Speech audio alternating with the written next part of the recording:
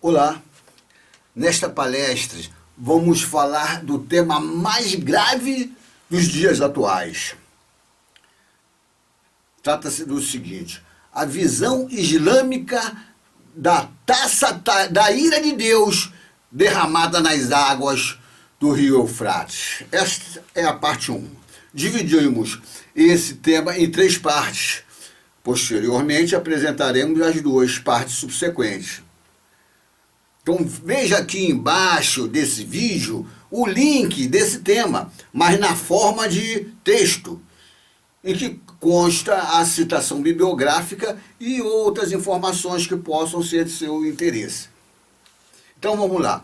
Todos os teólogos e sacerdotes das religiões que se dizem cristãs, evangélica, católica, protestante, ortodoxa, anglicana, não é sem razão que esperam a segunda vinda do Cristo Jesus, pois ele prometeu voltar.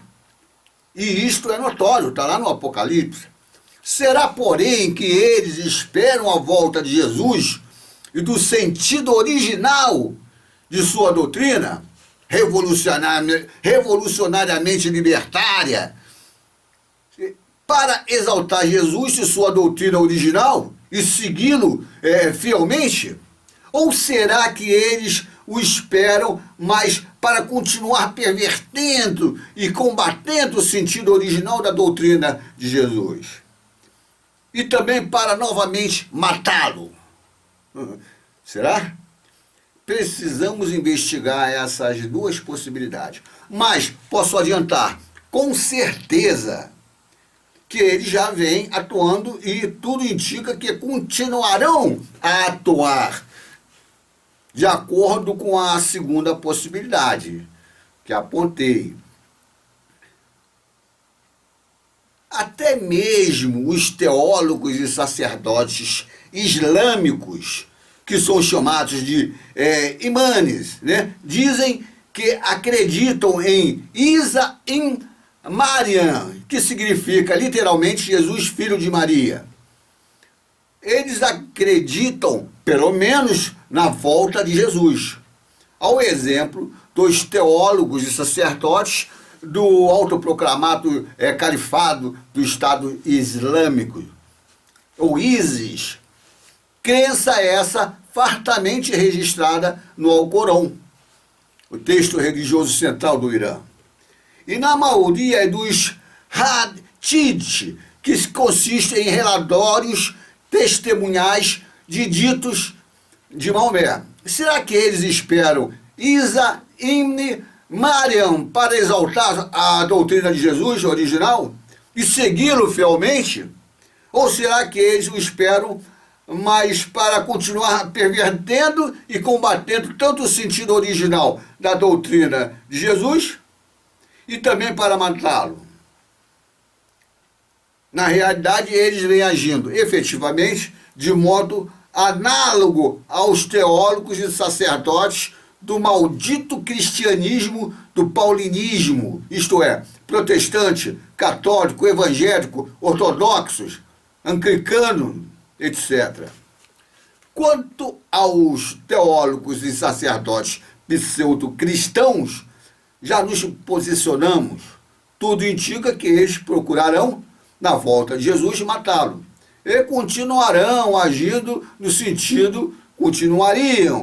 sentido contrário à doutrina de Jesus. Quanto aos teólogos e sacerdotes muçulmanos, islâmicos, e a sua doutrina, vamos verificar resumidamente. Podemos, entretanto, adiantar que os teólogos muçulmanos focalizam e exaltam, mas pela sua perspectiva etnocêntrica, injusta e violenta, a volta de Jesus no final dos tempos, porém, apenas como uma estratégia ideológica apoiada no forte carisma de Jesus, cujo objetivo final consiste em exaltar e coroar com a ideia dessa volta os próprios sacerdotes islamistas, discriminadores, opressores e violentos, a doutrina que eles professam, e ainda exaltar o seu modelo de formação social estratificada, hierárquica e cruelmente centralizada, injusto, né, e opressora dos segmentos trabalhadores pobres. Nisso tudo, eles são análogos aos teólogos e sacerdotes do pseudo e maldito cristianismo paulino. Na realidade, tanto o clero islâmico como o clero pseudo-cristão são diametralmente adversos à genuína doutrina e respectivo movimento social revolucionário desencadeado pelo Jesus histórico. Movimento esse de natureza libertária, fraternal, pacifista, em núcleos de comunidades igualitárias sob o modelo servo de liderança. Núcleos esses articulados entre si em rede descentralizada, cujo centro coordenador dessa rede consiste no Espírito de Jesus e na sua doutrina. Desde cedo, uma específica profecia de Jesus aguçou a imaginação dos teólogos e sacerdotes do Oriente Médio. Mesmo antes de Maomé, ela fala da ira de Deus que manda um anjo derramar flagelos nas águas do rio Eufrates, que fica lá no Oriente Médio, para secá-lo e assim facilitar aos reis do Oriente avançarem contra o Ocidente. Diz lá a profecia de Jesus: o sexto anjo derramou a sua taça sobre o grande rio Eufrates, e secaram-se as suas águas, para que se abrisse caminho aos reis do Oriente. Isso está lá em Apocalipse 16, 12. É notável o fato dos teólogos islâmicos virem elaborando tradições que desde Maomé, em 622, se tornaram mitos ou lendas populares, baseadas em textos escatológicos do Apocalipse de Jesus. Eles fizeram dessa profecia específica um poderoso cavalo de batalha voltado para o controle social, dominação e exploração dos trabalhadores pobres daquela região. Pois, ao título de combater e conquistar o infiel, os teólogos muçulmanos aplicaram de modo permanente o notório subterfúgio técnico de eleger e combater o inimigo comum externo, cujo objetivo real desse subterfúgio técnico consiste em estreitar ou manter, assim, rígido controle social, notadamente sobre o indivíduo. Sinal de que haviam núcleos de comunidades igualitárias cristãs nessa região, notadamente na Arábia, e que eram vistos como grande ameaça para qualquer ideólogo elitista daquela região. O atual subterfúgio o tal subterfúgio técnico, ideológico, elitista, cria ainda a possibilidade de estender o domínio e a exploração sobre os infiéis, ou seja, trabalhadores de outras nações. Os teólogos e sacerdotes fariseus aplicaram esse mesmo subterfúgio técnico quando entenderam e se sentiram ameaçados pelo fato de estarem perdendo nos embates de ideias entre eles e Jesus o controle ideológico sobre a nação. E a seguir eles estavam perdendo também para os genuínos apóstolos de Jesus, depois que eles mataram Jesus. Os teólogos e sacerdotes judeus sabiam que, em decorrência dessa perda, os romanos iriam tirá-los do poder, conforme conforme o apóstolo João, então, notou e deixou registrado lá no seu evangelho. Diz ele, os pontífices e os fariseus convocaram o conselho e disseram, que faremos? Este homem multiplica os milagres. Se o deixarmos proceder assim, todos crerão nele, e os romanos virão e arruinarão a nossa cidade e nossa nação. Isso está lá em João 11, 47, 48. O referido cavalo de batalha, montado pelos teólogos e sacerdotes islâmicos, então era voltado, portanto, e precisamente também contra o movimento revolucionário genuinamente cristão, o qual era de natureza libertária, igualitária, e fraternal, radicalmente pacifista, etc.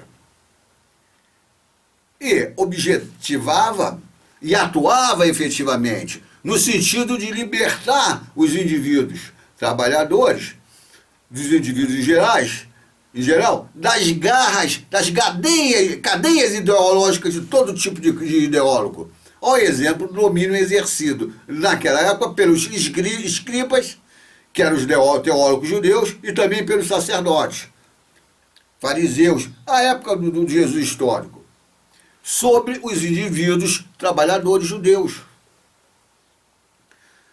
Paulo de Tarso e seus sucessores da igreja empregaram, ao menos inicialmente, técnicas diferentes daquelas empregadas pelos teólogos muçulmanos. Nem procurava disseminar mitos ou lendas populares baseadas em textos escatológicos do Apocalipse de Jesus. Isso não ocorreu no Ocidente, pois os malditos teólogos e sacerdotes da igreja e os das denominações protestantes e evangélicas, ortodoxos e tudo mais, vêm empregando outras estratégias de alienação e de controle social.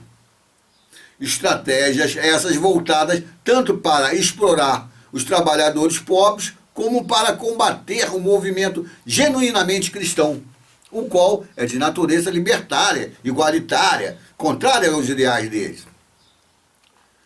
Os teólogos e sacerdotes precursores da igreja estabeleceram desde Paulo de Tarso, o anticristo, como meio de combate ao genuíno cristianismo, um acordo tácito com as autoridades romanas.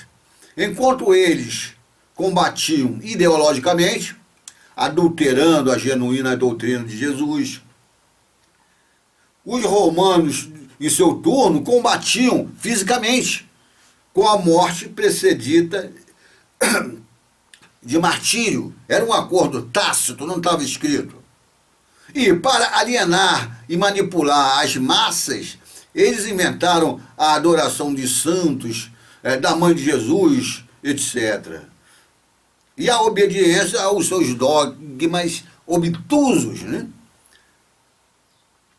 Depois vieram os teólogos e sacerdotes protestantes, evangélicos e outros do gênero, os quais vêm seguindo, além do satânico paulinismo, também a diabólica ética protestante, calcada na ideologia do trabalho por vocação, e o espírito maldito do capitalismo, que Lutero, lá entre 1483 e 1546, inventou, e que consistia na racionalização da conduta voltada para o trabalho, a produção e a acumulação sistemática, insaciável de capital, de riquezas. Os teólogos e sacerdotes da Igreja Católica, e depois também os da Reforma Protestante, sufocavam com sangue ou na fogueira qualquer movimento que consideravam herético, em razão de conter algum aspecto do sentido original da doutrina de Jesus. O clero cientificista, capitalista, segue o mesmo tipo de racionalização protestante. Ele consiste na versão profana do sagrado e diabólico clero da ética protestante. Neste contexto, o profano e o sagrado se articulam entre si plena e diabolicamente, no sentido de enganar e dominar ideologicamente e sempre aliado às elites políticas e econômicas, os segmentos pobres trabalhadores.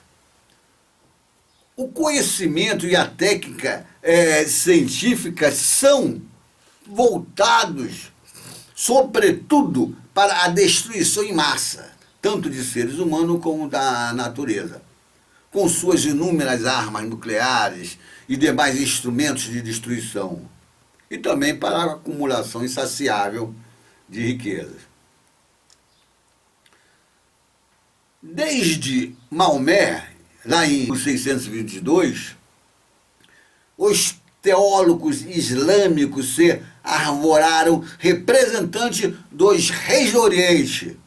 Assim, eles se basearam fortemente na profecia dos flagelos derramados nas águas do rio Eufrates, como meio de elaboração de doutrina ideológica que servisse como unidade ideológica para a formação, a orientação e a expansão do seu império político e econômico, que consistiu no Império Sarraceno. Isto em contraposição aos impérios do Ocidente, já a partir do Império Bizantino, em voga e mais próximo. Representante do Ocidente e concebido como romano, em razão dele derivar da parte oriental do Império Romano, então já extinto, pois o Império Bizantino começou a se desenvolver a partir do século IV, com o imperador Constantino, que estava aparelhado da ideologia pseudo-cristã, notadamente a ortodoxa.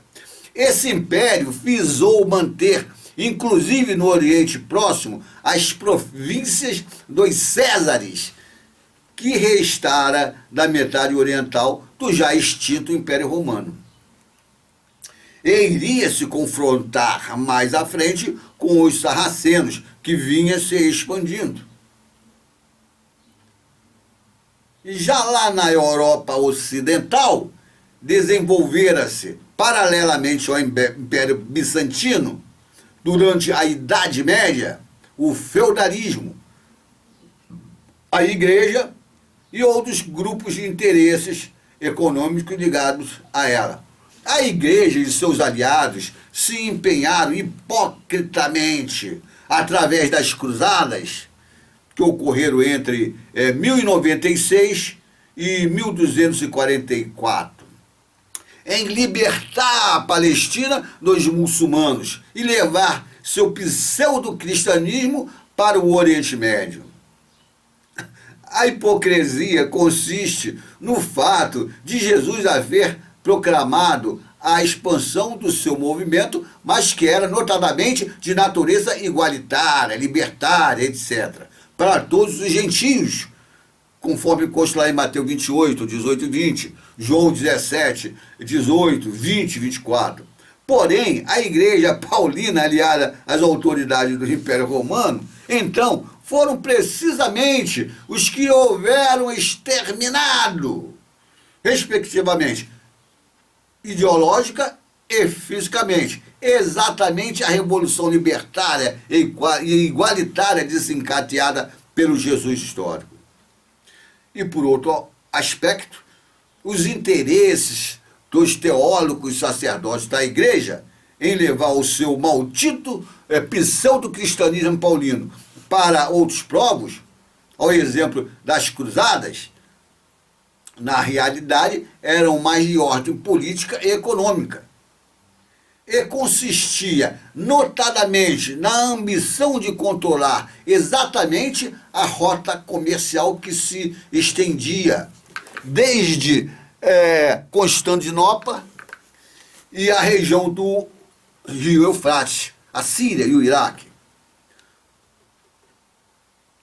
O discurso antinômico ou da árvore da ciência do bem e do mal, bipolarizada, Oriente versus Ocidente, iria crescer, por um lado, regado por teólogos e sacerdotes do Ocidente, e por outro lado, regado por teólogos e sacerdotes muçulmanos, islamitas, do Oriente. Esse discurso antinômico, próprio dos metafísicos, efetivamente se acentuou desde as cruzadas até atingir hoje o contexto sócio-histórico globalizado, em grave e prolongada crise econômica.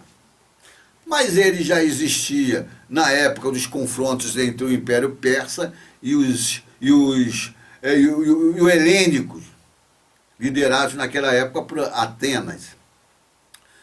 Na realidade, aquela região do Eufrates, Síria, Iraque e adjacências, consistiu numa posição limítrofe entre o Ocidente e o Oriente, e num corredor comercial importante, e também migratório, disputado desde os primeiros grandes impérios mesopotâmicos, da época dos Sumérios, conforme o historiador Buns esclarece.